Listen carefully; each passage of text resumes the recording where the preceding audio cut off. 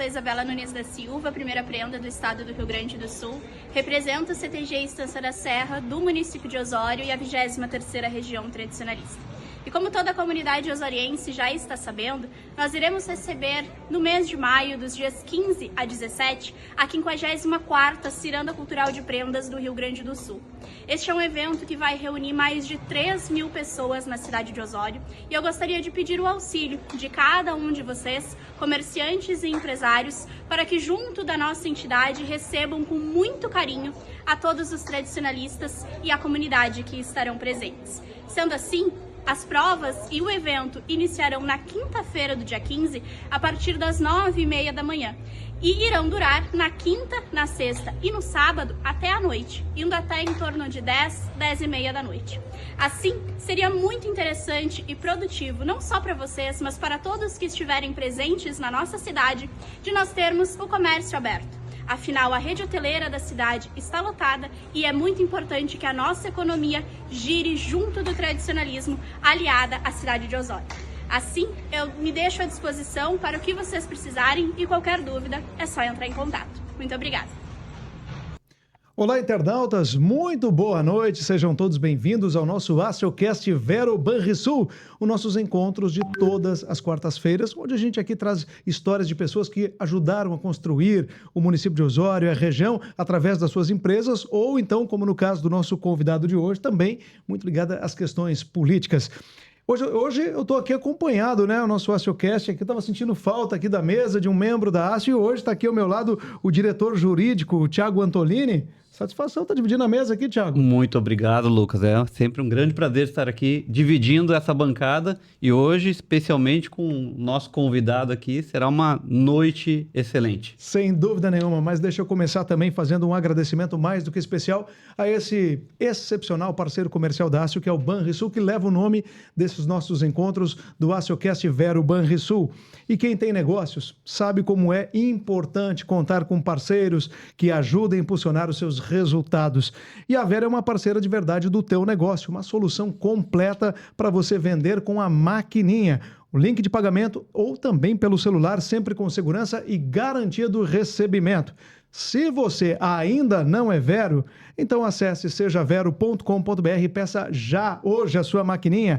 A maquininha que é daqui é Vero, é uma marca Banrisul. Também conosco desde o começo, Thiago Antolini, grandes parceiros, a Clínica Veterinária da doutora Juliana Mansan, que está passando de clínica para um hospital veterinário, em obras. Está lindíssimo mesmo, toda a estrutura, com aqueles atendimentos 24 horas, todos os dias da semana. Então, se o pet ficou doente, não precisa mais se preocupar, porque o Osório tem uma clínica atendendo 24 horas, que é a clínica da doutora Juliana Mansan. O QR Code que está aqui na tela, você aponta o seu celular e fica bem informado de tudo que está em andamento lá, dessa transformação da clínica veterinária em um hospital veterinário.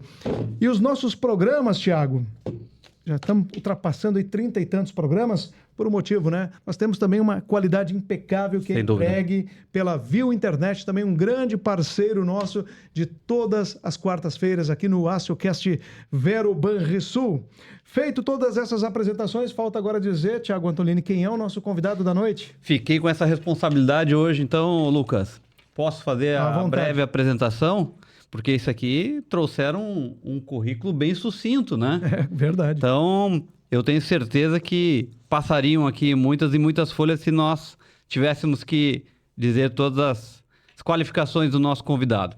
Então, hoje a gente tem o prazer de receber o deputado Alceu Moreira, né? O Alceu Moreira é presidente nacional da Fundação Ulisses Guimarães e cumpre o 4º mandato como deputado federal pelo Rio Grande do Sul.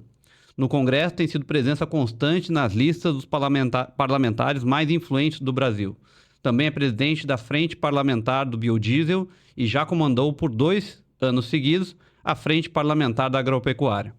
Iniciou a carreira política como vereador em 1983 até 88, exerceu o cargo de vice-prefeito de 93 a 96 e foi 2 vezes prefeito de Osório, 97 e 2002, sua cidade natal.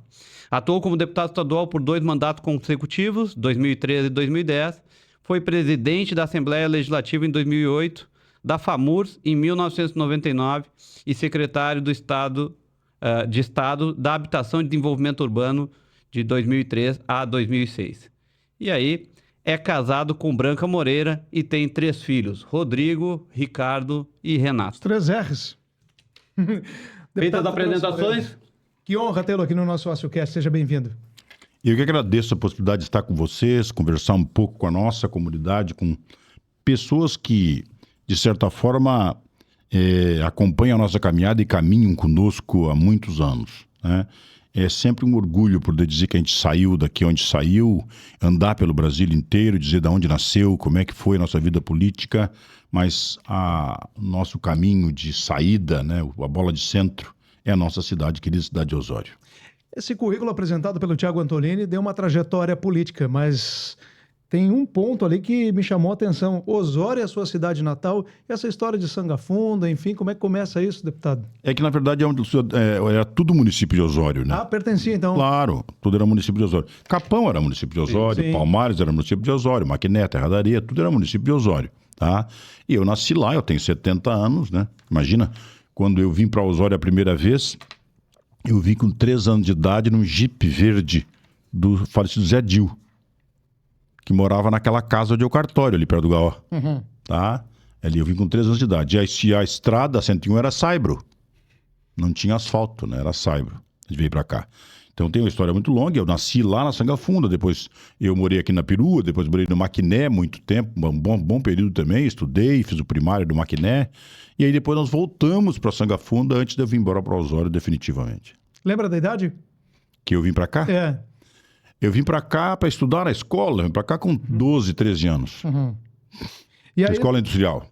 bom, aqui tem uma trajetória toda política, deputado, mas vamos falar um pouquinho dessa sua história, a ligação com o município de Osório, porque quem viveu um pouquinho antes dessa história política aqui, citada de 1993, vai lembrar da agropecuária, né? A agropecuária, na verdade, quando comecei com a agropecuária, na verdade, era representante de laboratório veterinário, né? Ah, sim. Fui gerente da Casa Pernambucana, ali na Volta do Guerino, tá? E ali apareceu a proposta para eu ser viajante de laboratório veterinário. E aí pegamos um laboratório, que era do Rio de Janeiro, fui viajar o estado inteiro. E aí, viajando muito tempo com o laboratório, de repente a gente botou um atacado de produto veterinário para vender no estado inteiro, em um pedaço de Santa Catarina, e também a agropecuária. Aí nós começamos em Osório, depois abrimos Palmares, abrimos Capivari, Terra da Areia, tivemos lá em Três Forquilhas, Capão da Canoa, Tramandaí, tinha 8 lojas, né? E naquela época a gente estava na cabeça que nós íamos fazer vida empresarial, né? Nós tínhamos, tocava o nosso negócio, distribuía produtos tanto no atacado como ração, adubo, milho, essas coisas todas aqui em todo o litoral, e vendia produto veterinário para distribuir como distribuidora para o resto do estado. E foi aí que veio a agropecuária. Mas a gente nunca se desligou da vida política. Mesmo nesse período de agropecuária, tu já estavas ligado na vida política. É claro, com certeza. Quando eu tinha agropecuária, eu já tinha agropecuária. Quando eu fui vereador a primeira vez, eu já tinha agropecuária. Já tinha agropecuária. 1993 até 1988. 93, 96 era vice-prefeito. 83, 88... não, claro, é verdade. Esse mandato de 6 anos. Mandato de 6 anos. Como é que começou essa história na política, deputado? Olha, na verdade, quando eu estava na escola, já tinha, naquela época, os grêmios estudantis eram muito fortes, né? Muito fortes. E aí a gente era da diretoria do Grêmio Estudantil e já tinha essa veia política de defesa. Osório era área de segurança nacional e nós éramos de oposição, né? O tempo todo. Nossa família era de oposição, tá? Então a gente ia inconformado com não poder eleger um prefeito, né? Então já tínhamos todos os problemas da redentora, da revolução, mas o nosso município de Osório com esse agravante de não poder eleger o prefeito. E eu fui para ali, depois eu fui da diretoria da UESO, que era uma entidade municipal aqui, né? E já estava na vida política, fui embora para Porto Alegre depois, para poder trabalhar, porque aqui era complicado, tá? E aí foi que eu trabalhei na loja Zamal, na Vigário José Inácio, depois fui lá para cá, Pernambucano, na Volta do Guerino, e aí depois voltei e botei um armazém lá na Costa Gama, lá no falecido Mariante, né? Lá Ponta Costa Gama, aí botei um armazém com a minha irmã, tá? E eu fui trabalhar no armazém. Um armazém de secos e molhados, desse que tem naquela época, os mercados eram pequenos, e nós tínhamos um armazém de secos e molhados. A gente trabalhava lá, e foi naquela condição que um dia o seu Acelli me pediu para vir conversar com ele, que ele queria que eu fosse candidato a vereador, tá? E aí eu, na verdade, fui candidato a vereador a primeira vez, fiz naquela época 370 votos, foi o terceiro suplente, não me elegi, tá? E nunca mais deixei a vida política, né? E fui viajar, mas viajando pelo estado inteiro, fazendo política o tempo todo no estado, conversando sobre política.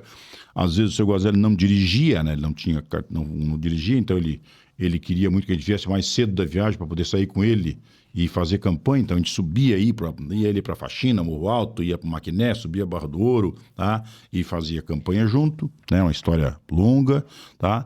E aí, na segunda eleição para vereador, eu me elegi vereador. Aí, naquela bancada que tinha o próprio Romildo, o Generi, o Duerte, o Otaviano Noronha, o Oswaldo Bins. Esse pessoal todo estava junto conosco na Câmara de Falecido Araújo, era da nossa bancada da vereador também. E aí, que a gente definitivamente entrou na vida política. Sim. E eu fui candidato a deputado federal naquela época, como deputado constituinte. Federal Lá mesmo? naquela época, enquanto... Porque olha, tinha um candidato que fazia voto nessa região aqui, que era o Zaire Nunes, e ele faleceu uns 90 dias da eleição, e o Simão me ligou um dia e disse, não temos candidatura a deputado federal, ele precisa que tenha uma candidatura no litoral, não tem ninguém aí. E aí eu tinha 29 anos naquela época, né, e fui candidato, fiz 17 mil votos. Para ter noção, o Ibsen, que foi o último que se elegeu na Constituinte, ele fez 21.800 votos. Tá? A gente fez 17 mil. Naquela época eu fiz uma eleição de quase 7 mil em Osório. Tá?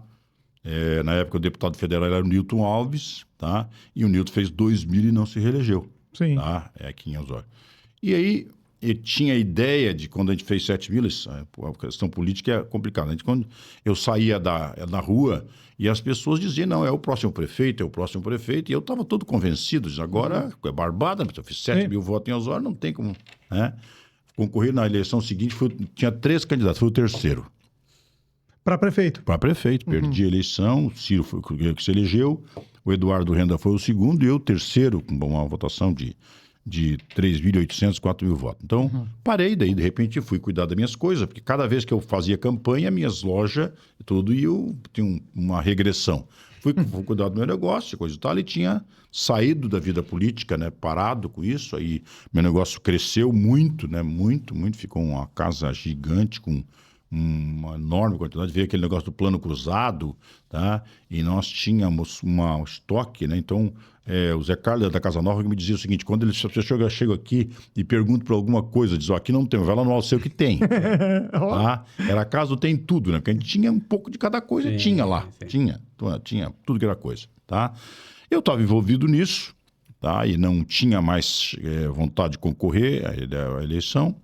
Mas aí, na época, naquela época a gente não tinha uma boa relação com o Romildo, mas um dia ele entra no meu escritório e convida que quer que para mim ser vice. Tá? Qual era o partido? Eu no MDB. MDB. E ele no PDT. Foi feita a coligação naquele período. É impressionante, né? E aí a gente coligação hoje talvez inimaginável. Inimaginável hoje. Mas ela, naquela época... E aí a gente eu não tenho intenção de concorrer mais, eu estou cuidando do meu negócio, estou completamente envolvido com o meu negócio aqui, tinha caminhões distribuindo, carro, vendia inseticida e herbicida para arroz, tinha distribuidora lá em Capivari, Palmares, não tinha mais como. Mas claro, naquela veia política o tempo todo, o Ciro sabia disso, o Romildo teve de manhã e quando chega de noite o gordo das baterias, o Ciro estava lá em casa, na minha casa do Porto ali, conversando comigo sobre isso. E foi conversando, a gente acabou ajustando a coligação. Aí eu fui vice-prefeito naquele período, depois a gente rompeu, eu saí, depois concorri à eleição contra a Leda, né? Uma eleição que para todo mundo achava impossível, né? Porque o PDT, que sempre foi um partido muito forte em Osório, naquela época era uma fortaleza. E o MDB não tinha quase nada, era eu sozinho, o Generi tinha ido embora, o Lulu foi embora, que era a nossa parceria, ficou eu aqui, eu e o Benito. Sim. Tá?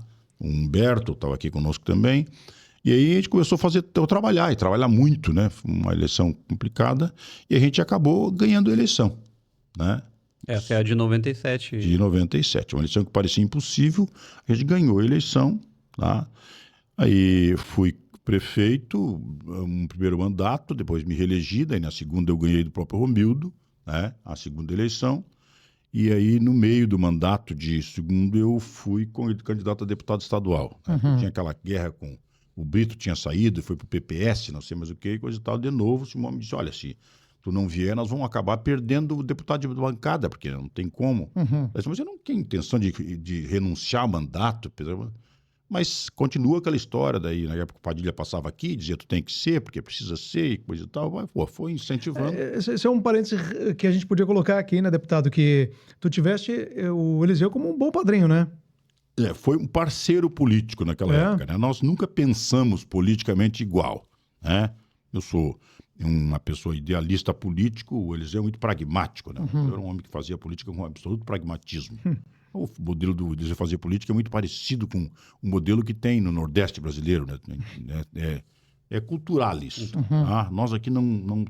Mas fizemos uma eleição que ele foi candidato a deputado federal quando era prefeito. Ele fez 8.900 votos em Osório. Né? Tá? Ele fez uma grande eleição. Tá? E eu fui candidato na segunda eleição, ganhamos, me reelegi, depois fui candidato a deputado estadual. Aí foi aquela eleição que fiz 42 mil votos na primeira eleição. Tá? E é muito difícil, né? Porque tu assinar a renúncia, sair da prefeitura, tu pega a canetinha, assina, no dia seguinte não é mais o prefeito, né? E aí mas começou a caminhada ali, me elegi deputado estadual, tive 2 mandatos de deputado estadual, o primeiro como secretário. Já se elege na primeira tentativa. Sim, na primeira tentativa. Eu já tinha sido candidato a deputado estadual também, antes. Ah, antes também? Também. Numa eleição que eu e o Romildo fomos candidatos, cada um fez 10 mil votos, não nos elegemos. O Zambiase foi o primeiro, fez um caminhão de votos, fez 200 e poucos mil votos. Tá?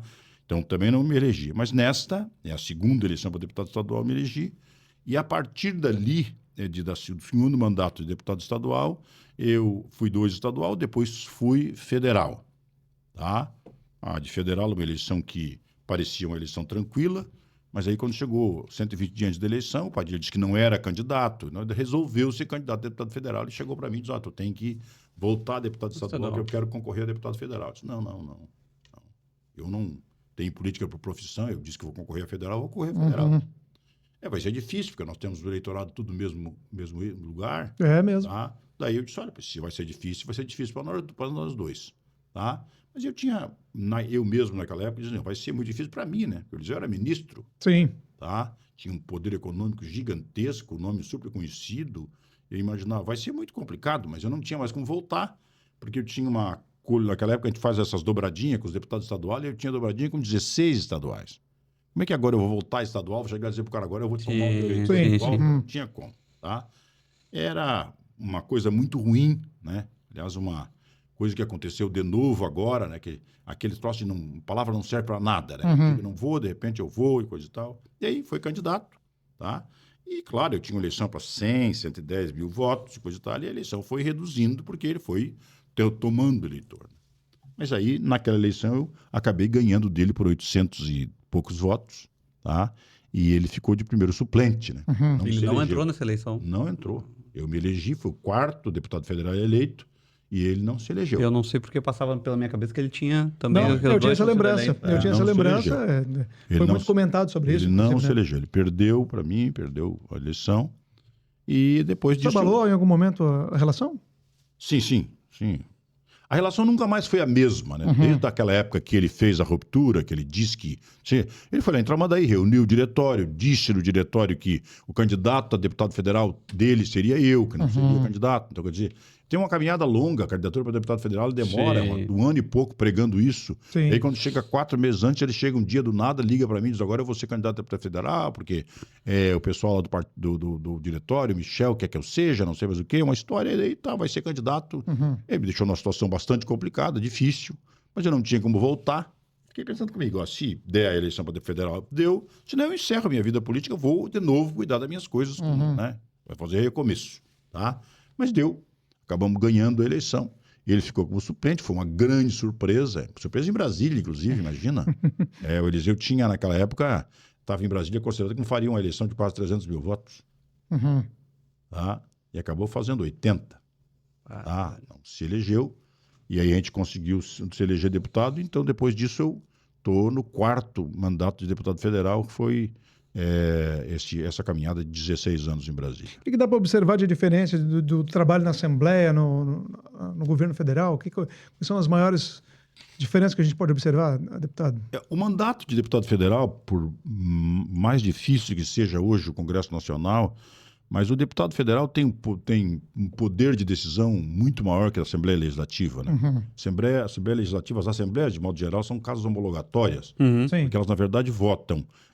Ou votam projeto de pouca importância, ou votam aquilo que o governo manda para a Assembleia. Sim. Tá? Você não tem poder de dizer, não pode fazer nada, não pode aumentar a despesa, não pode aumentar a receita. Tá? Então, o deputado, quando muito, como é o caso faz o Luciano agora, é uma pessoa que tem uma capacidade de articulação para ligar as pontas da sociedade com o governo muito forte, né? Muito forte. Faz bem feito isso. Mas o trabalho parlamentar mesmo, defesa de teses parlamentares, desenho de sociedade, essas coisas todas, fica bastante prejudicado na Assembleia. Na Câmara Federal, esse espaço é mais amplo, né? Muito mais amplo, tem mais poder com relação a isso. O mandato é bem diferente, a execução do mandato do deputado federal é muito diferente do deputado estadual. Tá? O deputado estadual é muito mais tranquilo, Sim. sereno. O cara, para ser deputado estadual e não se reeleger, só ele for muito ruim. Né? Senão não tem como. Né? Então, eu acho que lá em Brasília, a gente chega, é claro que é uma coisa muito diferente, né? Porque em Brasília, tu imagina, tu chega lá para ser um entre 513. Exatamente. Um ilustre desconhecido, ninguém sabe quem é, tu sai daqui achando que tu é muito importante, chega lá, tu simplesmente não existe.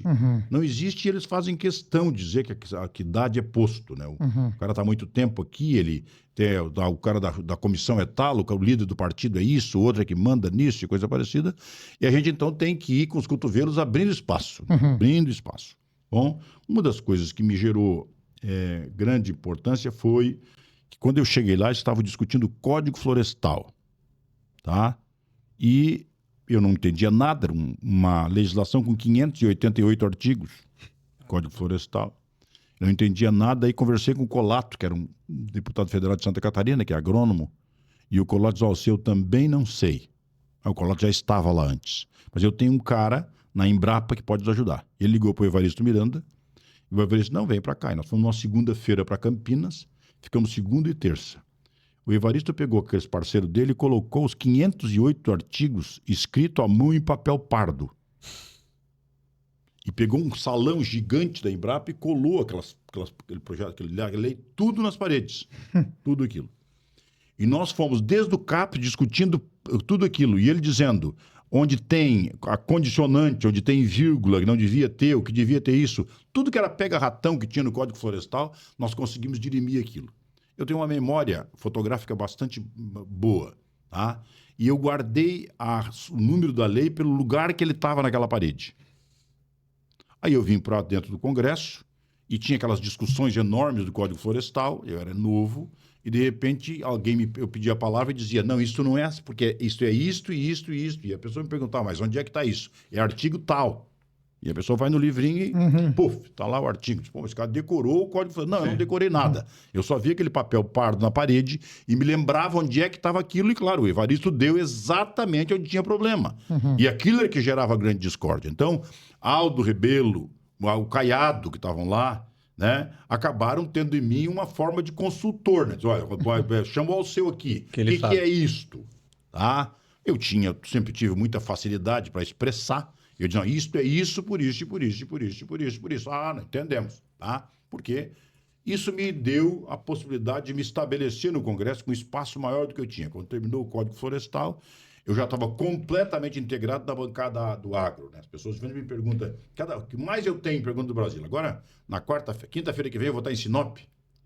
Os caras vêm me buscar ali, eu venho quarta-feira daqui, vou pegar em Brasília. E o que mais a pessoa me pergunta, onde é que é a tua fazenda? E eu começo a rir, né?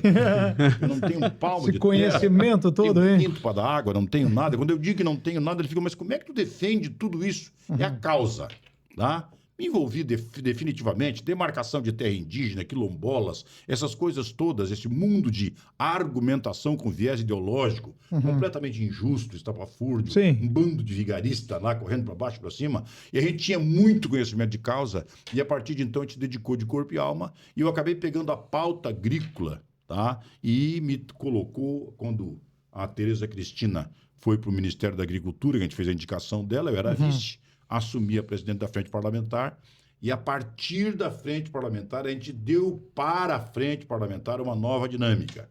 E, por incrível que pareça, talvez nós estamos fazendo isso aqui agora sem perceber, em dizer para eles o seguinte, meu amigo, se tu quer fazer o agro do Brasil ser respeitado pelo centro urbano, faz a tua roça começar da mesa para a roça, e não da roça para a mesa. Tá? Não tem nada que tu festeje na tua casa que não tenha comida que nós produzimos. Então faz a comunicação começar de lá. A gente mudou então o verso da comunicação. Trouxemos um grupo de comunicadores e começamos a trabalhar da mesa para a lavoura. E isso nos colocou, fomos buscando espaço no centro urbano, a tal ponto que aquela barreira enorme de antagonismo que nós tínhamos da lavoura foi vencida. Nós definitivamente vencemos, temos respeito disso. Eu estava no meio dessa discussão quando venceu o meu mandato, eles mudaram o estatuto, me reelegeram para o segundo mandato na Frente Parlamentar da Agropecuária. Tá? E isto também me deu espaço no Brasil inteiro, a gente vira meio um deputado nacional, né? Hoje, sim, por exemplo, se for no meu gabinete, você vai ver que durante o dia entra gente de Goiás, vem do Mato Grosso, sim, vem sem dúvida. do Mato Grosso do Sul, vem de Tocantins, vem de vários lugares, até porque os gaúchos estão espalhados por aí tudo, e eles precisam de solução, eles vão lá conversar com a gente. Então, de certa forma, é o tamanho que a gente conseguiu no Congresso Nacional, muito focado no agro, mas também defendendo outras teses, como foi agora a última do restrição do uso do celular em sala de Depois aula. nós temos até uma pergunta a respeito disso, mas, Tiago, tu queria até citar um pouco mais a... Eu queria, em relação ao agro, deputado, eu até acreditava que tinha uma certa relação com o seu histórico, né, do agro mesmo, de formação, de estar aqui numa região que a gente tem o agro como forte também, embora seja o litoral. Mas eu ia te perguntar sobre a questão das bancadas, né? Porque eu olhando assim o Congresso, a gente enxerga, como o senhor colocou, né, 513 deputados lá. E hoje a gente começa, quem está de fora, escuta muito, né? A bancada do agro, a bancada né, da igreja, né, católica, dos evangélicos, né? Enfim, a bancada bala. Essa é uma forma lá dentro de tentar, né? Eu não estou dizendo o senhor, porque o senhor hoje já está consolidado lá dentro, mas quem chega hoje dentro do Congresso, essa é uma maneira de se consolidar lá dentro? Não é uma questão de natureza pessoal, é assim. Como é que funciona? Tu sai daqui de deputado federal e quando tu chega em Brasília, tá? Tu leva do teu mandato, da tua vida, uma série de coisas que tu quer transformar em lei. Então, tu vai para lá com a tua intenção de ser um fabricante de leis. Sem dúvida. Tá? Bom, chega lá, a Câmara tem uma assessoria gigante, né? Então, tu vai lá, qualquer coisa que tu fizer, o cara diz, olha, isso tem fundamento por isso pode ser feito. Mas tudo que tu solicitar vira uma pilha de papel, um estudo para dizer sim ou que não, para te fazer a legislação. O que acontece? O técnico da Câmara, ele não tem compromisso com o resultado. Ele é um assessor técnico, ele te dá detalhes de como caminhar no processo. Tá? O que aconteceu com o Congresso? O Congresso foi, aos poucos, deixando de ter expressão dos segmentos da sociedade e da economia e ter muito interesse, quase como transformando o mandato em ponto comercial. Tá? Transforma em ponto comercial, como eu estou falando aqui com vocês agora, eu consigo emenda, e o prefeito me deve muito favor por isso, então ele me dá os votos porque eu consegui a emenda, no outro ano eu consigo mais emenda e o prefeito que me devendo, e eu acabei definitivamente por isso. E aí o Congresso não tem causa, né? Luta por coisa, não por causa. Bom, essa expressão era insuficiente, porque começou a criar uma série de gargalos que não tinha quem defendesse. Então, a primeira frente que se consolidou definitivamente foi a Frente Parlamentar da Agropecuária. Por que a frente é importante? Quando entra alguma coisa da agricultura, da agropecuária na Câmara, imediatamente o assessor nosso da frente fica sabendo. Ele traz esse assunto. A proposta é importante, segue. A proposta é importante, mas tem que ser modificada, modifica. A proposta não é importante, tem que arquivar. Arquiva. O que a frente fez? Ela permite que tu possa fazer o trabalho legislativo focado em prioridades, com 25, 26, 30 leis, não 600 mil legislações naquele processo todo. Tá? Porque aquilo que não tem fundamento. Bom, primeiro foi a frente e depois apareceu outras frentes que hoje são orgânicas. Né? A Frente Parlamentar da Agropecuária tem por trás dela um Instituto Pensar Agro, é o IPA. O IPA é composto por 60 instituições, que é a CNA, que é a soma dos sindicatos e da federação, da federação da Farsul, que é as fábricas, os agroindústria, a indústria, o soja, o milho, o algodão, o boi, o leite, essas coisas todas, a pesca, tudo está lá dentro. Este instituto é muito mais dinâmico. Lá na Câmara, por exemplo, vai pedir uma assessoria daquela, o cara te dá, o assessor. Lá na frente parlamentar, o IPA, ele contrata o técnico que tu precisar na hora. Eu estou precisando desenvolver tal assunto, a frente decide. Imediatamente, o melhor advogado tributarista, o melhor vai estar disponível para fazer para nós. Porque ele é contratado, o grupo paga e ele trabalha. Então, a frente é muito mais produtiva, ela é muito mais dinâmica, muito mais efetiva, ela entrega muito mais resultado. Bom, quando a gente chegou na presidência da frente, a gente percebeu isso e estruturou isso. Fez regimento para frente, colocou estatuto, fez uma diretoria, deu atribuição para muitas pessoas e ela se agigantou. Hoje, para te ter noção, nós temos 16% do eleitorado no interior, tá? Mas a frente parlamentar tem 312 parlamentares em 513. Por que esse pessoal saiu da cidade e foi para lá? Porque estar na frente significa dizer que tu vai conseguir votar coisas que têm consequência. Sim.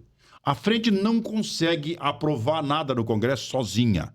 Mas hoje nem o governo consegue aprovar nada sem a frente. Se nós disser que é para votar contra, nem a liderança do partido vai fazer. Outra questão. O líder partidário, nessa história do toma lá da cá, não raro, ele era de uma bancada e ele negociava os interesses do país em nome da bancada. Tá? E nós, então, ficava na mão do líder.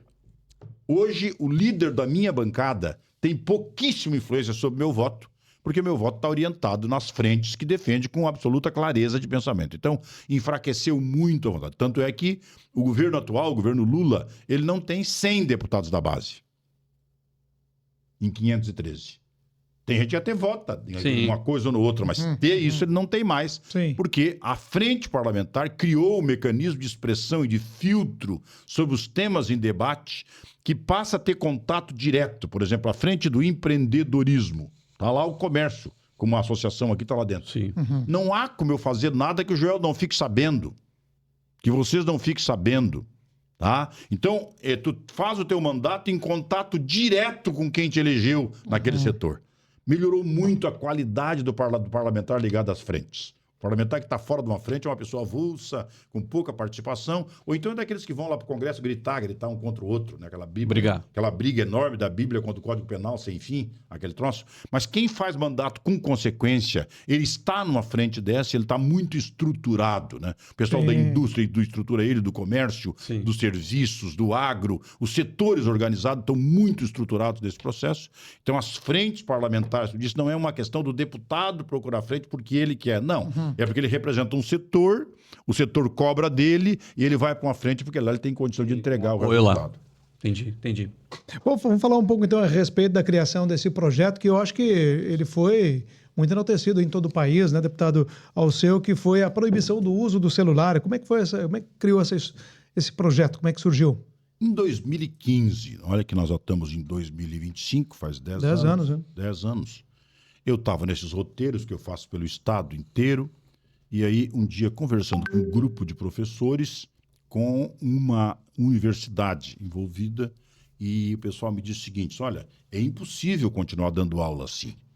Se uma criança não pode conversar com a outra do lado porque atrapalha a aula, como é que eu vou competir dando uma aula de história e geografia com uma criança com telefone celular, com internet aberta na frente dos olhos? Ele simplesmente entra na aula e sai da aula sem saber nada do que aconteceu na aula. Sem dúvida. Ele está completamente absorvido por isso. Eu achei que aquilo era uma coisa muito lógica. Bom, eu vou propor isso lá e vai passar. Quando cheguei no Congresso, propus isso, quando entrou o projeto de lei, que eu fui fazer a primeira explanação na Comissão de Educação, o pessoal da esquerda dizia que eu era ogro, né? Só pode ser do agro para propor uma coisa dessa.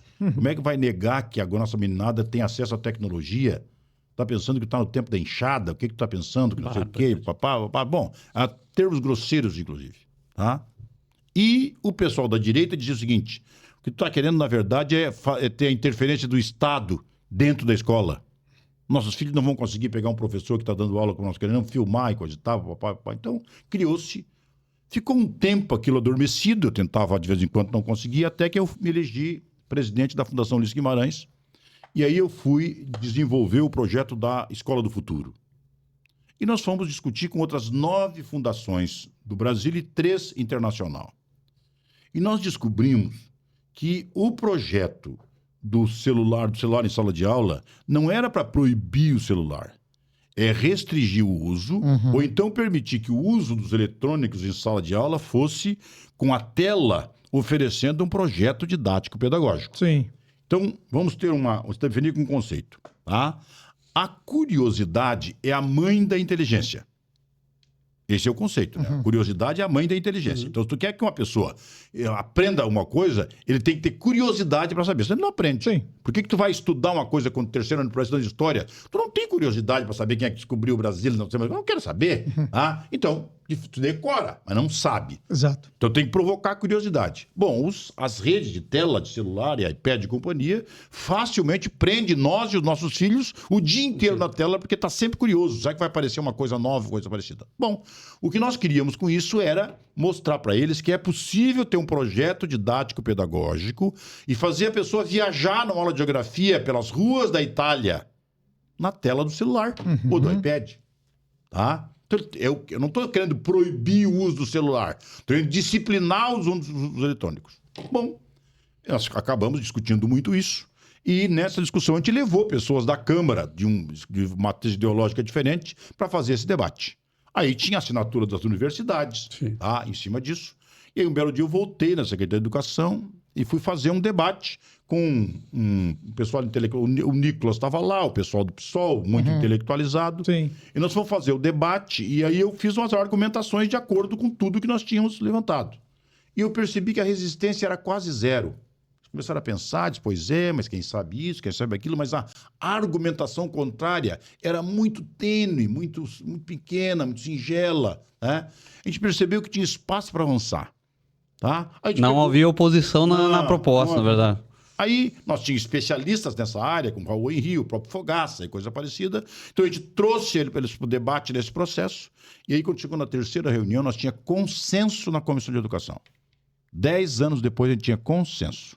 Realmente, o uso do celular em sala de aula sem nenhuma disciplina, ele atrapalha o processo. Bom, nós então aprovamos na Comissão de Educação, depois foi para a Comissão de Justiça e também foi aprovado, depois foi para o Senado, aprovado também quase por unanimidade, sancionado.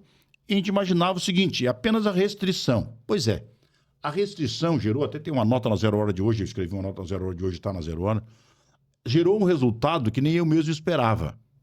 Que é o seguinte, a meninada, ao invés de ficar com raiva porque não tinha mais o celular, rapidamente se adaptaram ao outro. Começaram a fazer o que eles não faziam mais. Brincar de pega-pega, jogar não sei o quê, jogar amarelinha, jogar taco. Interagir com os outros? Então é o seguinte, olha, hoje de tarde vão jogar taco lá no condomínio. Tá? Eles nunca mais faziam isso. Tá? Então a sala ficou muito mais viva.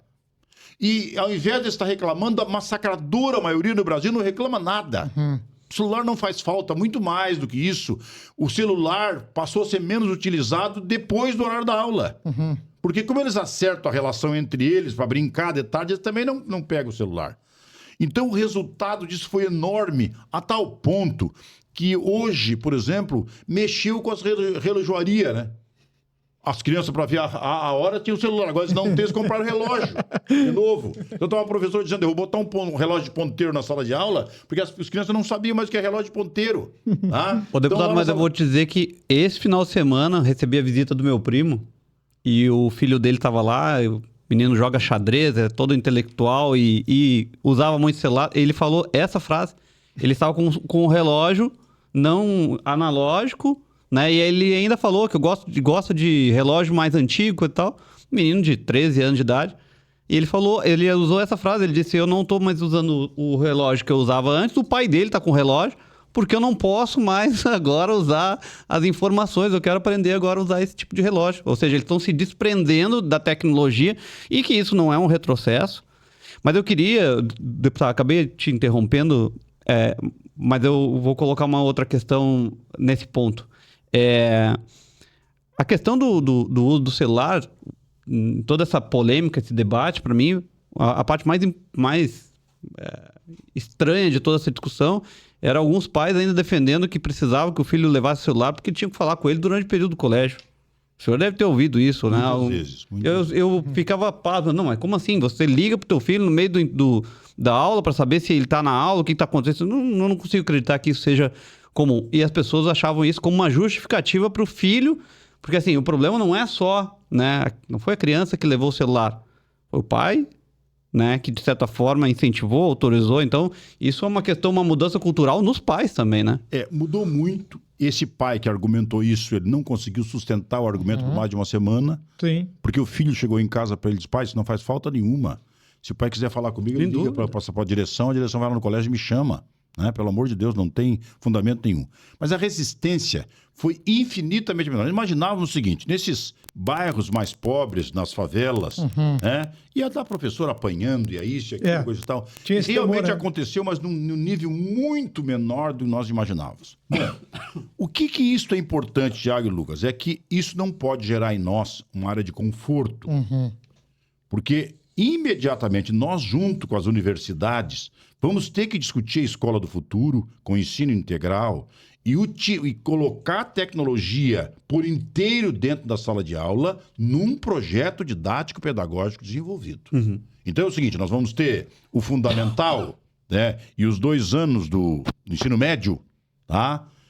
Ora, quando essa criança sair do ensino médio, tá, esse menino, essa menina, ele tem que estar falando 2 idiomas fluentemente.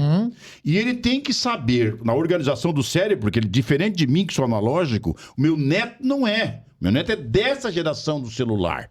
Eles facilmente entendem toda a linguagem do computador, do celular, eles entendem perfeitamente isso. Não tem que tirar isso da criança. Só tem que colocar na sala de aula a possibilidade dele viajar, aguçar a curiosidade para descobrir, mas na tela tem que estar o conteúdo pedagógico que a gente quer passar para as crianças. Então não pode deixar o seguinte: agora já tem o conforto de não ter o celular, tá bom. Eu volto pro giz, o quadro verde, o relógio, coisa. Não. Nós não queríamos isso. Nós queríamos restringir o celular porque ele era uma concorrência desleal e não tinha o fator educativo. Nós queremos a utilização do instrumental em sala de aula, mas que a criança possa mergulhar com a curiosidade que é a mãe da inteligência nos conteúdos educacionais. E isto os municípios, principalmente os municípios, o estado é mais complicado, os municípios precisam fazer. Então, o município como Osório, por exemplo, ele tem que ter escola de ensino integral em que no ensino médio o aluno tem que sair pronto. Vamos pegar um exemplo só para uma demonstração. Imagine que nós tivéssemos um menino, uma menina, que agora, no início do governo atual, dos municípios, ele tem 8 anos, tem 10 anos. Quando chegar daqui 8 anos, segundo mandato do prefeito atual, ele vai estar com 18. O que realmente o município fez na vida desta criança, desse menino? Num período tão importante, né? Vocês perceberam que durante muito tempo nós pensamos que fazer política era construir, inaugurar e entregar coisa. E esquecemos de construir, inaugurar e entregar gente. Sim. Gente qualificada.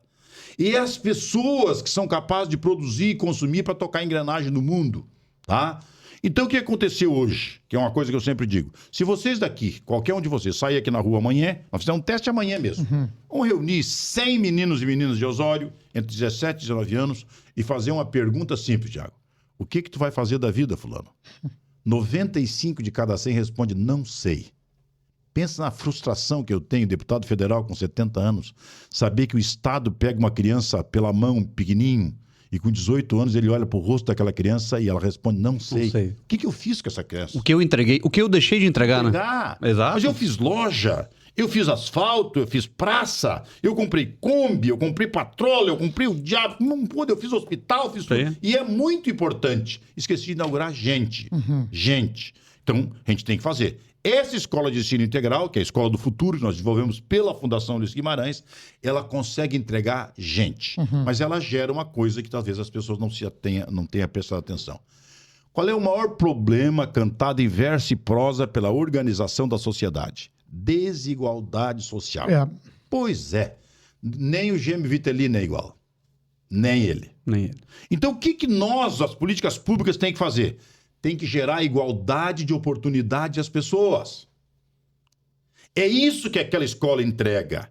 A escola de Osório, do lugar mais pobre de Osório, pode ter na escola do futuro uma escola tão qualificada como a melhor escola particular. Como Rosário, como Leonardo da Vinci, como Anchieta, pode perfeitamente. Não interessa onde é que está a criança. Quando ele botar o pé naquela sala de aula, ele vai ter igualdade de oportunidade na educação.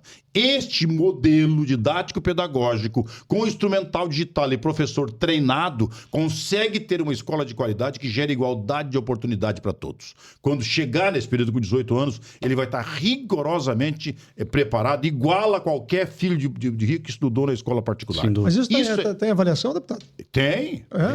Mais do que isso. Nós queremos até uma grade com 5 passos para gerar a possibilidade de medir a absorção de conteúdo.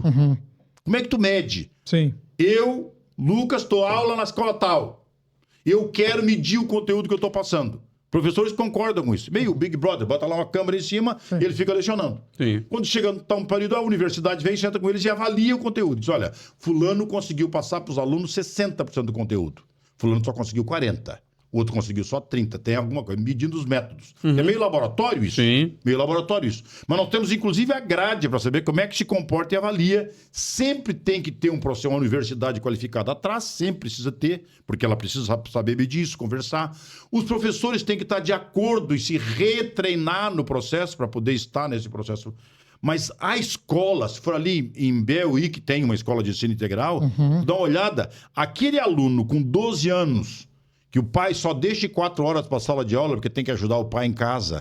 E o vizinho dele, que também tem 12, mas está na escola de ensino integral, 2 anos depois, eles têm quilômetros de distância de absorção de conteúdo um do outro, na escola de ensino integral.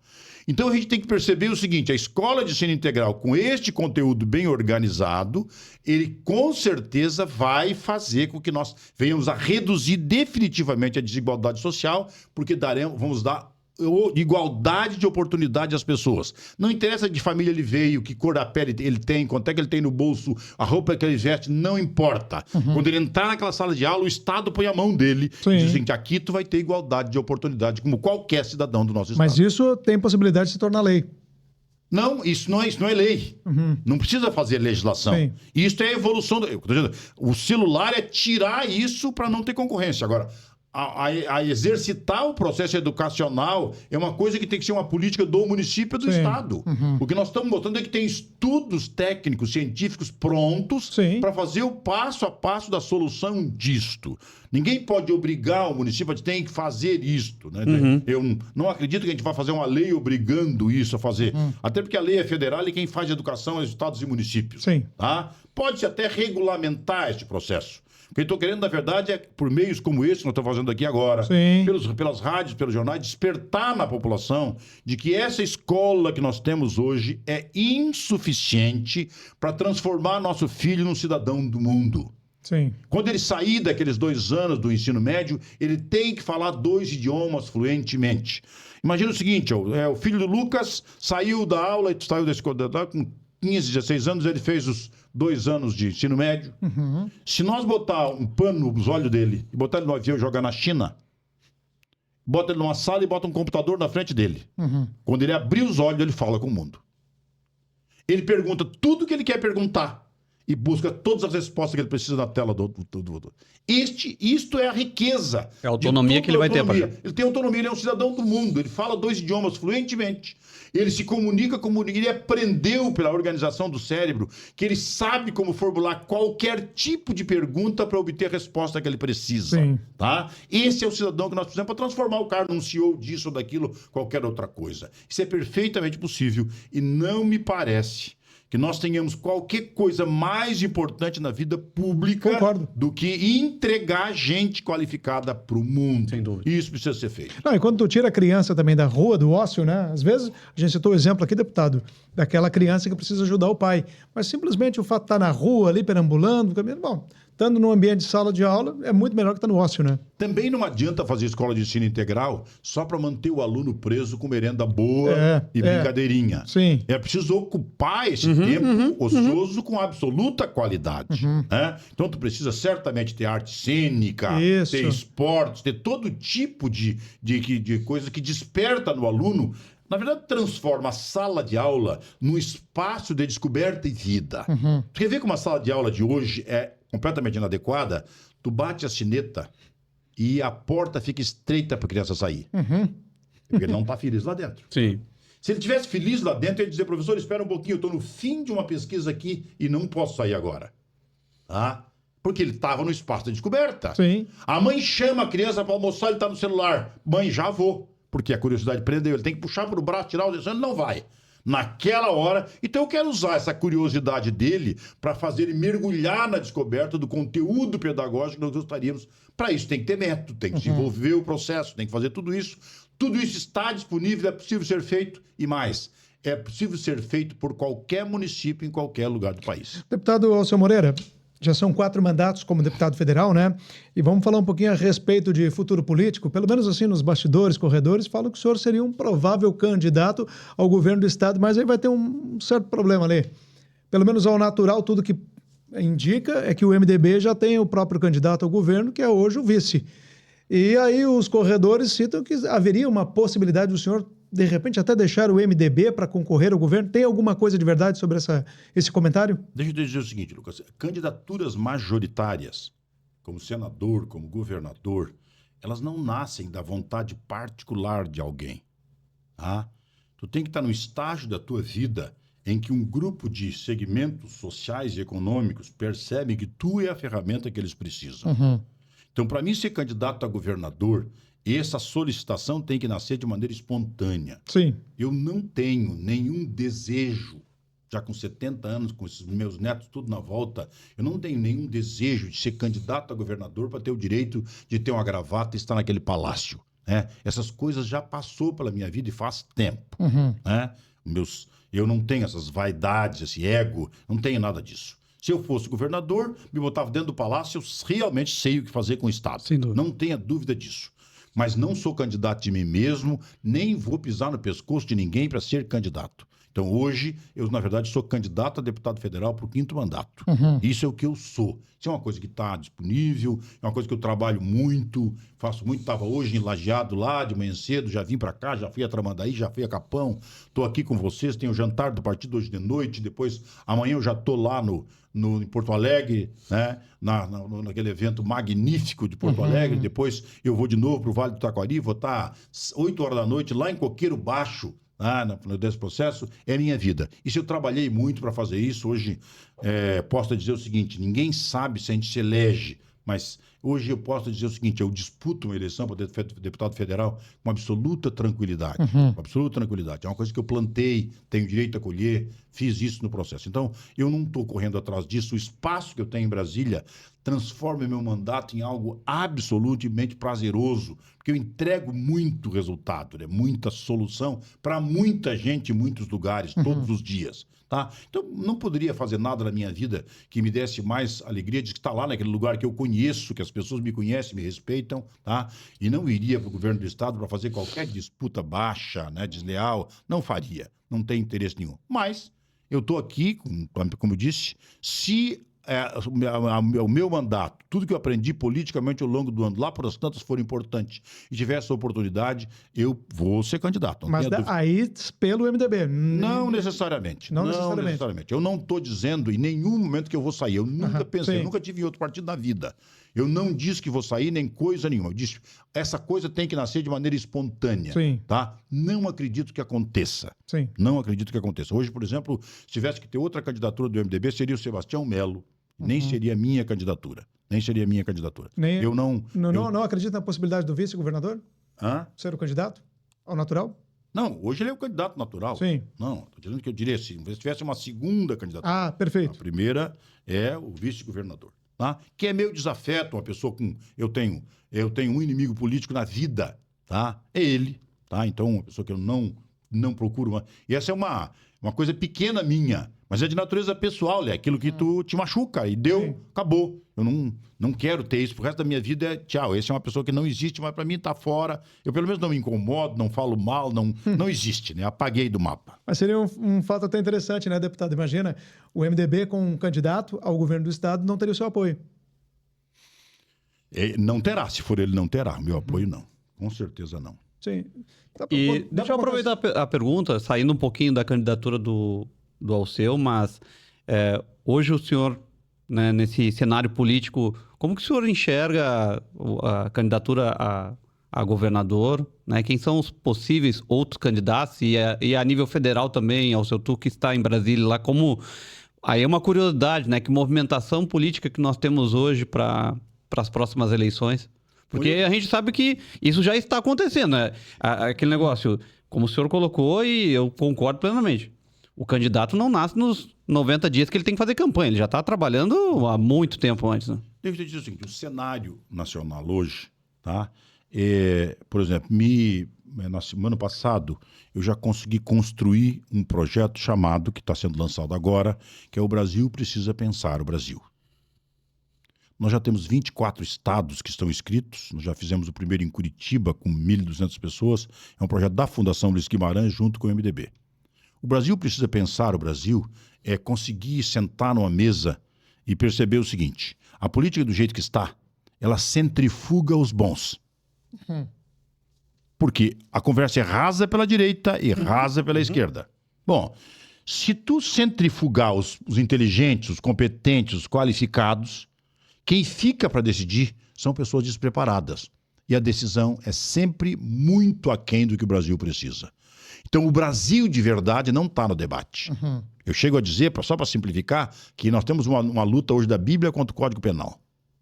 Tá? É o que nós temos lá. O Brasil de verdade não está no debate. Então, nós vamos criar um projeto Brasil, para você pensar no Brasil, e vamos trazer uma série de pessoas para o debate. Amanhã parece que é o Samuel Pessoa que vai estar discutindo conosco. Tá? Nós vamos ter, então, um grupo de pessoas fazendo, e nós vamos ter em setembro, quando vão ir 3.000 pessoas, ou 4.000 em Brasília, nós vamos estar lançando um documento, que este é um documento conciso, absolutamente bem construído, que é mais como se fosse uma mandala, que o Brasil fosse um disco, né? E nós temos naquele disco o país ideal e o caminho para fazer o possível. Bom, isto é o que nós vamos fazer. E o MDB vai ter candidato a presidente da República, é tudo que eu desejo, que a liderança se construa nesse debate, nesse conteúdo, que não tenha um candidato antes do projeto para o Brasil. Sim. Que o projeto de país não esteja na cabeça de uma pessoa. Que se esse cara for preso ou morrer, se foi o projeto. Tá? É um projeto de país. Tá? A gente vai montar isso. Mas se eu te dissesse que as candidaturas a governador que vão ter resultado positivo nessa eleição são candidaturas que serão desenhadas a partir do palanque nacional. Não serão candidaturas avulsas. A candidatura que não tiver nenhuma ligação com o candidato a presidente da República dificilmente terá chance de acontecer. Já na eleição passada, quase que o Eduardo Leite não vai para o segundo turno. Porque o Adegar puxou bastante voto. Pouco. Porque estava absolutamente polarizado no processo. Nessa eleição, ainda pior. Mas mais. Na eleição para prefeito dessa eleição passada, o pessoal resolveu caminhar pelo centro. E todo mundo, quando fala em centro em política, pensa que é uma coisa meio sem gosto, sem cheiro, né? Que coisa é isso? Tá? Centro em política, pessoal, não é ponto de partida, é ponto de chegada. O que o Brasil precisa é acertar de novo uma cultura política que tu possa sentar na mesa com o teu maior adversário e começar a conversa pelo que tu concorda. Tu não tem que começar achando o defeito do outro. Sim. Senta para fazer convergência, consenso. Não está proibido de discordar, pode ser até frontal a discordância, mas não começa pelo que tu discorda, senão não anda nada. Então hoje o Brasil não anda, nós estamos chegando no meados do mês de abril e o Congresso não começou. Porque nós estamos discutindo de novo. Tem anistia, não tem anistia, roubou, não roubou, foi preso, não deve ser, o Supremo. E o Brasil não anda. Porque os temas que realmente são importantes não são debatidos. E quem está fazendo debate político é essas pessoas que estão... A centrífuga botou para a margem. E eles estão decidindo. E nós não temos quem decida o que é o Brasil. Que está passando um mar de oportunidades pelo Brasil na nossa porta e nós deixando embora na ponta dos dedos porque não tem mais. A meu juízo... Esta foi a última eleição assim. A eleição seguinte, eu posso estar equivocado, eu já me enganei muitas vezes. A eleição seguinte, o peso político do Lula será muito menor do que ele tem hoje e o peso político do Bolsonaro é muito menor do que ele teve na eleição passada. Tá? Pessoas como o perfil de Ratinho Júnior, Zema, Eduardo Leite e principalmente o Tarcísio, eles vão ter condição de pontuar um debate nacional com muito mais conteúdo, subindo o nível da régua. Pessoas que são capazes de ter integridade sem adjetivo, que saia da mão do Supremo porque não tem o rabo preso. Sim. Tá? Pode sair, tem independência no processo. Esse é um Brasil que eu tenho grande expectativa que ele venha nascer nesta eleição. Então imagine que o candidato, um dos candidatos do centro, que na minha visão é o candidato que tem mais possibilidade de chegar, é o Tarcísio, governador de São Paulo. Sim. O Tarcísio é uma figura que é muito acima da média, qualificadíssimo, foi meu assessor da CPI da FUNAI do INCRA na Câmara, ele é funcionário da Câmara, Tarcísio. Amigo pessoal, ele é muito acima da média. Está fazendo um grande governo em São Paulo. Sem dúvida. E o Tarcísio é uma pessoa que tem integridade sem adjetivo. Não é honesto mais. Não, tem mais. Sim. Não tem Ou mais. leal não é, né? Não tem essa conversinha, tá? Nada, tá?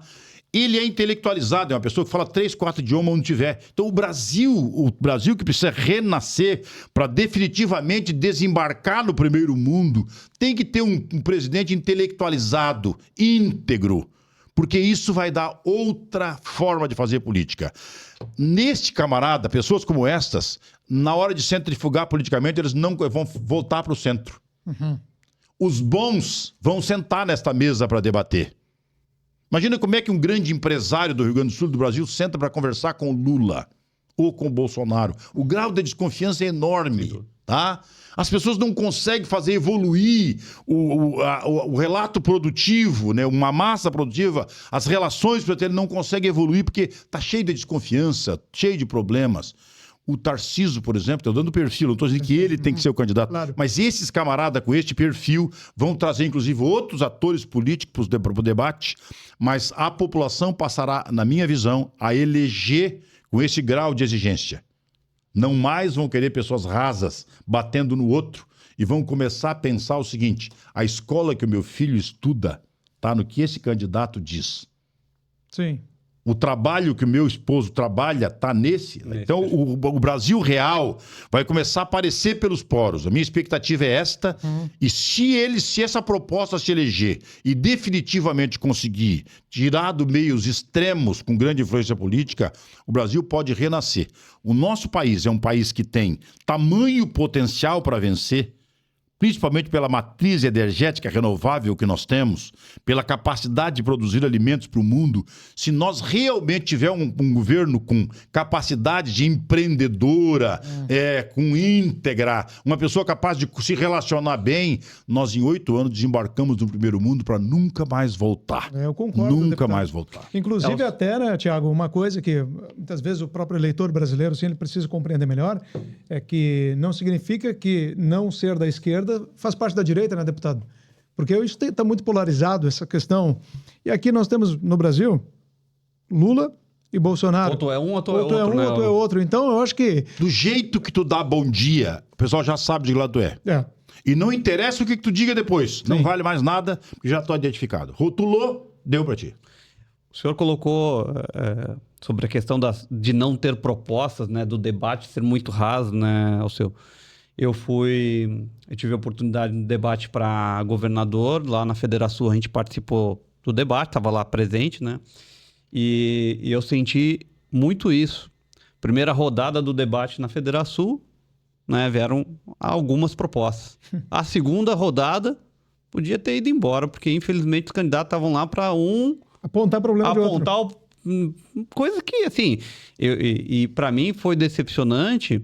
Obviamente que a federação não tem nenhuma responsabilidade por isso, pelo contrário, mas foi decepcionante porque nós estávamos cercados lá de vários empresários que queriam ouvir propostas, ouvir questões interessantes, assim como todo povo brasileiro tem direito de ouvir, né? E, na verdade, a gente começou a ouvir um candidato xingando o outro, ficando bravo com o outro, e era mais um palanque para falar mal do outro do que para a gente ouvir proposta.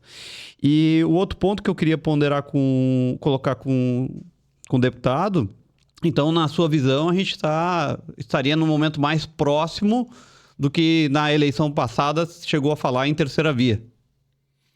Nós hoje não teremos uma terceira via, porque os palanques nacional estão se desenhando agora. Então, quando tu vê, por exemplo, o pessoal está falando que numa federação entre o PP, o Republicanos e União Brasil. Se tu olhar nos estados, isso é uma coxa de retalhos. Tem um que quase se mata com o outro, ou coisa parecida. Mas esta proposta nacional é o palanque que eles estão preparando para o Tarcísio. PP, O União Tarcísio Brasil. vai dizer que é candidato a governador o tempo inteiro, né, de jeito nenhum, mas o Tarcísio quer ser obrigado a fazer o que ele mais quer. Ele quer ser obrigado a fazer o que ele mais quer. Então, ele vai ficar lá nessa posição. Mas isto, tem outras candidaturas que, na correlação do debate, por exemplo, se o Eduardo Leite estiver no debate presidente da República, na minha visão, ele não tem nenhuma chance eleitoral, mas ele enriquece muito o debate. Tá? O Ratinho no Paraná vai enriquecer o Zema, cada um deles com a sua proposta vai enriquecer o debate. Vai ter alguém da esquerda? Vai, mas não conseguirá fazer esse discurso raso do Lula, do coitadismo, da picanha, da cervejinha, da conversinha. Esse papo furado vai acabar. Ou o cara vem com uma proposta, né, de políticas sociais, da interferência do Estado com poder decisivo de transformação, ou ele é capaz de fazer um discurso muito parecido com os desenhos chineses, né? Tá? Que tem um poder de decisão centralizado, mas um Estado que entrega muito resultado, ou então, pura e simplesmente, será varrido do debate. Sim. Claro, e não se pode dizer que a esquerda não tenha conteúdo intelectual para fazer esse grande debate. Hoje, eles estão nesse debate absolutamente desqualificado, porque no contraponto tem outro lado que retroalimenta. Então, é como se tivesse uma grande enchente, o rio enche pelas duas margens, leva tudo por diante. Mas o natural do rio não é a enchente. É o leito. Sim. A política tem que voltar para o leito. Esse menino de Minas Gerais também é um menino bom, esse deputado federal também, né? Nicolas. O Nicolas, Esse é o capital político que não tinha há muito tempo, né? Que a esquerda dormiu, né? Formulando política como forma de atrair as massas, mas não entrega resultado. Porque tem uma pergunta simples, pessoal, e é claro que vai falar eu que tenho, sou adversário frontal deles, mas basta fazer uma pergunta seguinte: me diga um só país do mundo que é governado com ideário de esquerda que deu certo. Um estado da Federação Brasileira que deu certo. Os dois estados em pior circunstância, Bahia e Rio Grande do Norte. Quem governa? PT.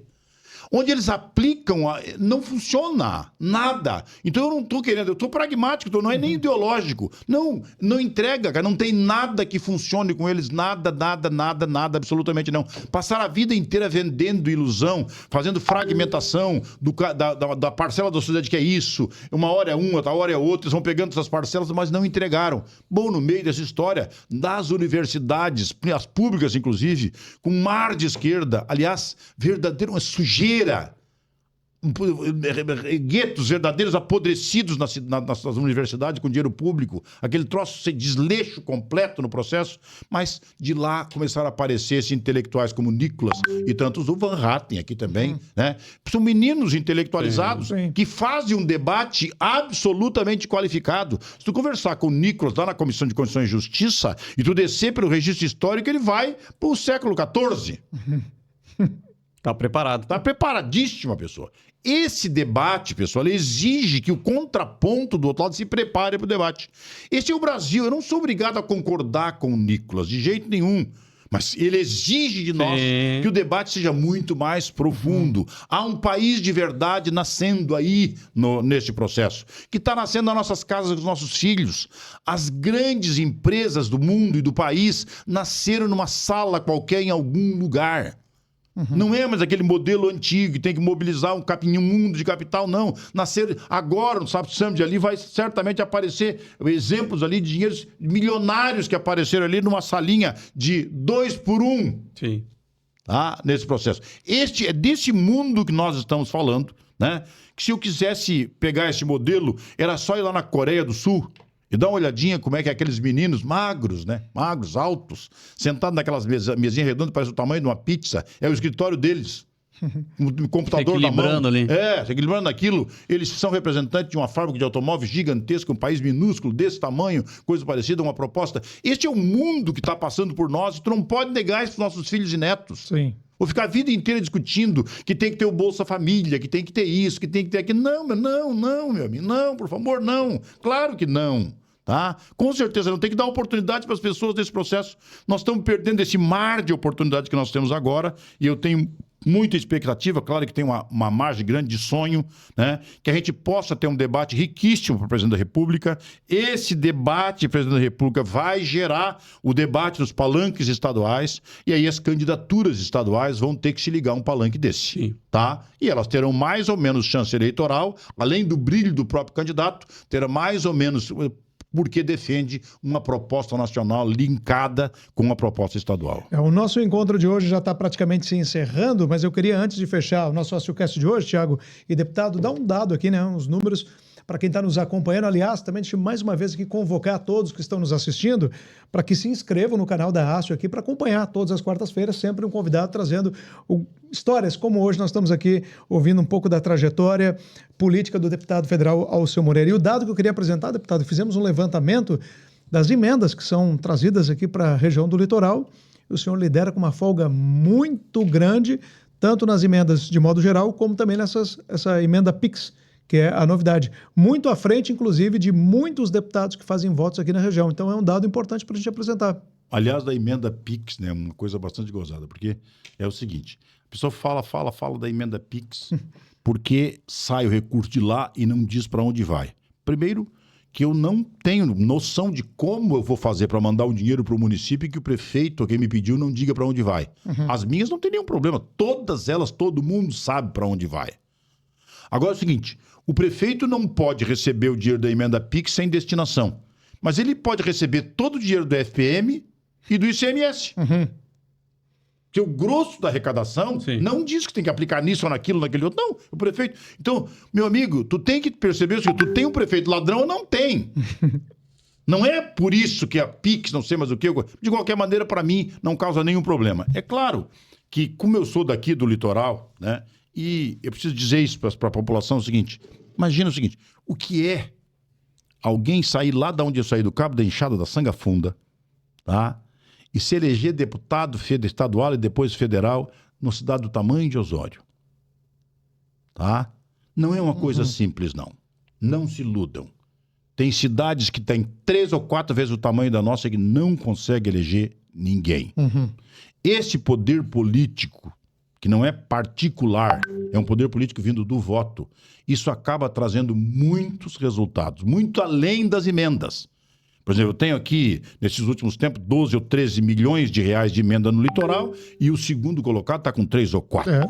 3 ou 4. Claro que sim, mas também é normal. Se eu for pegar o nível de votos que eu faço, e ele, é mais ou menos a mesma coisa, né? Eu faço em torno de 35, 40 mil votos aqui. Mas tem um detalhe, deputado. Aí aquele que ficou lá em segundo fez menos votos do que aquele que fez o triplo de votos em relação ao segundo, mas está lá embaixo na emenda que chega para a região. Não chega, porque não tem esse compromisso. Tem uma pessoa como o Van Hatten, por exemplo, ele não tem nenhum compromisso com emenda, né? Ele se elege pela rede social com outra forma de eleitores. O cara que se elege pela igreja, o cara que se elege por outros meios, não tem vínculo. Eu tenho vínculo orgânico com os municípios. Eu chego em cada município do litoral, 320 municípios do Rio Grande do Sul, eu chego em cada município desde que eu chegasse em casa. Tem um grupo de pessoas me esperando, eu sei o nome, o sobrenome, a família, eu conheço tudo há muito tempo nesse processo. Eu tenho o voto da munheca mesmo, apertar a mão, olhando o olho da pessoa. É isso que eu... Mas a pessoa que está na rede social e faz bem feito isso, não tem crime nenhum fazer, faz 300, muito mais que eu. Tá? E não tem nenhum compromisso de emenda, nenhum. Então, não quer dizer que por causa da emenda, aliás, a emenda é uma anomalia do processo legislativo. Ela não devia existir. O deputado bom é aquele que tira o telefone da sala de aula, que faz um projeto didático pedagógico bem feito, cria política pública que gera resultado. O deputado foi para lá para fazer legislação, fazer regulamentação do convívio social da população, estabelecer nível de conduta, estimular a criatividade, fazer política, pregar politicamente. Não é ser um office boy de luxo levando emendinha para lá e para cá. Esse sistema veio e pode ter certeza, esse sistema de emenda parlamentar empobreceu enriqueceu a política. Porque nem sempre o melhor deputado é o que leva mais emenda. De repente, o que leva mais emenda foi aquele que mais vendeu seu mandato para ter o dinheiro do governo. Sim. Mas é bom saber, né, que esses números aí, a gente precisa muito dessas emendas. Sim, Hoje, não, são vem sempre muito muito bem, bem-vindas. né? Então, Deixa eu fazer uma perguntinha claro. pro deputado Alceu. Na nossa região, né, tá falando, eu também concordo contigo, né? Dentro de um município de 50 mil habitantes, na verdade, a gente tem um deputado federal e um deputado estadual. Né? Eu acho que isso seja bem colocado, né? O senhor acha que na nossa região a gente não tem outros deputados? Isso o que o senhor acha? Por que não tem espaço mesmo? Ou há uma divisão política que a gente não consegue fortalecer? Porque se a gente for pensar, Osório tem esse privilégio de ter um deputado federal e um deputado estadual. Mas se a gente for pensar no resto da nossa região, se a gente pegar até Torres, né, ou pegar mais o litoral sul, talvez a gente não tenha os deputados que tenham essa ligação. O espaço tem, pessoal. O espaço tem aqui. As pessoas talvez não percebam, mas é uma caminhada longa para poder chegar ao momento de conquistar o espaço que nós temos. É muito trabalho, muita luta, muitas madrugadas, muitas vezes abandonando a própria família. É um capital político criado a muito trabalho. As pessoas não se dedicam para isso. Então, quem imagina que é possível fazer política com plantar alface, né? Plantar e colher no mesmo mês, não dá. Né? Tem que ter uma... Então, tem espaço no litoral? Claro, tem 350 mil eleitores aqui e nós fizemos 30, 40 mil votos. É claro que tem espaço para todo mundo. E por que a pessoa não faz o voto? Porque a pessoa não transformou isso num sacerdócio, num objetivo de vida e não foi buscar. Podia ter um deputado federal do PP aqui sem nenhum problema, podia ter deputado estadual e federal do PDT que tem nenhum problema, podia buscar de outros partidos, não está proibido de nada disso, né? Mas não foram buscar esse espaço. Bom, eu fui, trabalhei muito, busquei esse espaço. O Luciano, que era meu chefe de gabinete, veio comigo, muito por habilidade dele, mas muito por estar comigo, se elege deputado estadual e cria esse espaço. Esse poder político é importante para nós. E agora no litoral, que vai ter nova eleição daqui no ano que vem, a gente não vê criar lideranças que estejam disputando esse espaço. Seria saudável se tivesse. Tá? Mas não tem, não. A gente vai, anda, é nós e não aparece. Aliás, as candidaturas proporcionais de todos os partidos estão em crise nesse momento. É uma dificuldade para conseguir. Mas tem um fato até interessante, sabe, Thiago, que a região tem um número de eleitores suficiente para eleger mais pessoas. Mas só a região não elege, né, deputado? Não elege. As pessoas não têm esse grau de compromisso. Não têm esse grau de compromisso. Não se dedicam a isso. Né? Então, a maioria das pessoas, tu perguntar 2 meses depois da eleição em quem ele votou, ele não sabe. Ele não sabe. Os motivos são os mais diversos. E não dá para criticar o eleitor por isso. Né? Quando o que tu faz não é percebido por quem devia perceber, é porque o que tu fez não era suficiente para ele perceber. Não é o outro. Né? Ele tinha que perceber que a nossa missão no parlamento era muito mais importante para o litoral do que votar num cara porque é do Grêmio, votar no outro porque é do Inter, votar no outro porque era meu amigo aqui na praia. Ele podia ter percebido isso, ele não percebeu.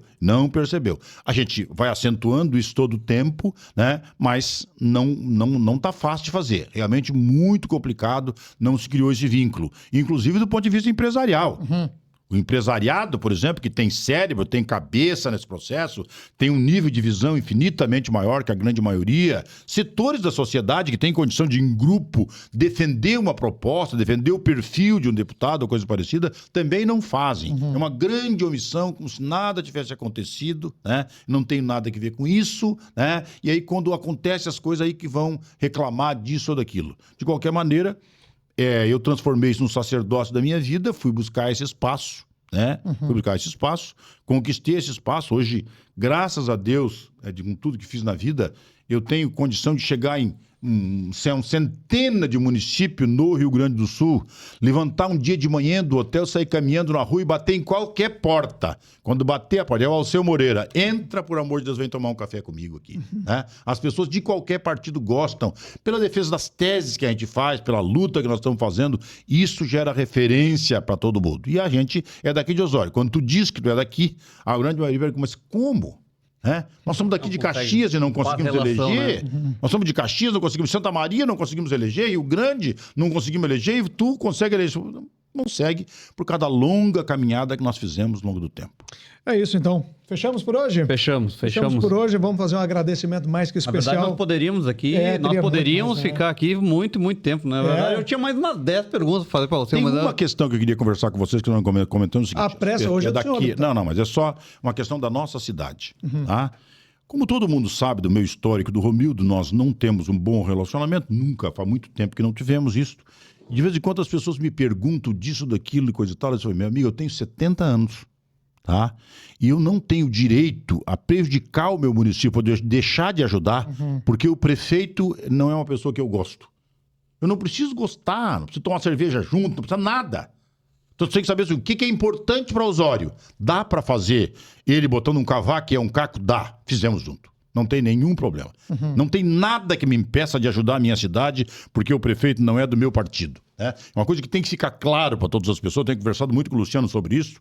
A gente não tem que ter relacionamento pessoal. Não é uma questão de amizade pessoal. Não tem nada a ver uma coisa com a outra. Mas se o pessoal me deu o mandato, e eu sou daqui, deu mandato para o Luciano, dele daqui, deu mandato para o prefeito que ele é daqui, e nós temos condição de construir várias soluções para Osório, e nós vamos botar um muro invisível no meio e não vamos fazer. O prejudicado é quem não tem nada que ver com as nossas brigas. Então, pode ser, de minha parte, não tem nenhum limitador para mim deixar de ajudar o meu município, porque o prefeito que está aí é uma pessoa que não tem relação pessoal comigo ou não é do meu partido. Mas esse processo como é que funciona, deputado?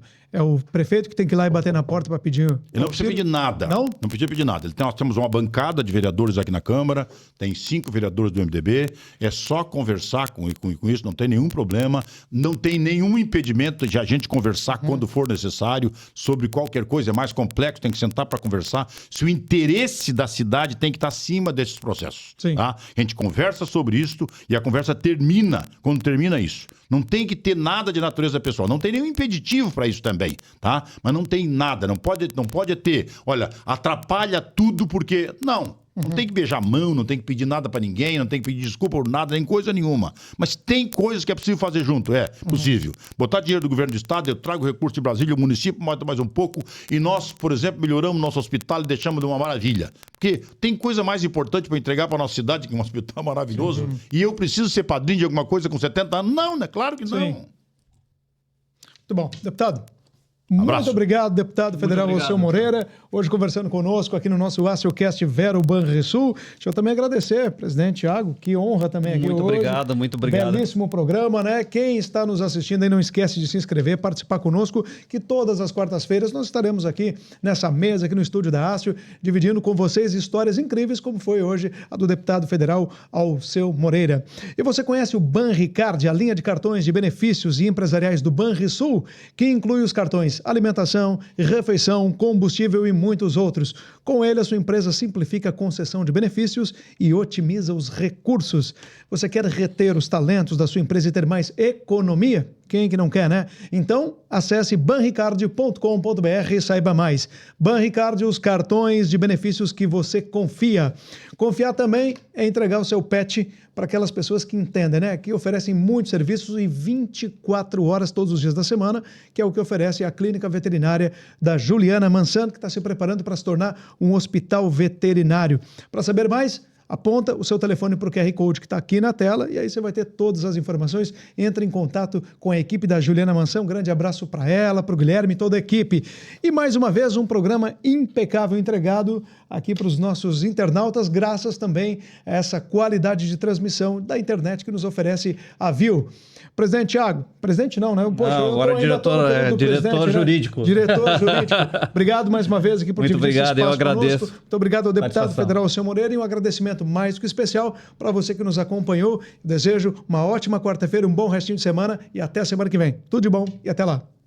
Você que tem conta empresarial Banrisul, agora tem limite turbinado do cartão Banricompras Empresas para comprar tudo o que precisa para o seu negócio. E se você tem uma empresa que vende para PJ, aproveite também. Ofereça para os seus clientes as condições imbatíveis do Banricompras Empresas. Até 60 dias para pagar ou parcelado em até 12 vezes. Banricompras Empresas. Bom para quem usa, melhor para quem recebe.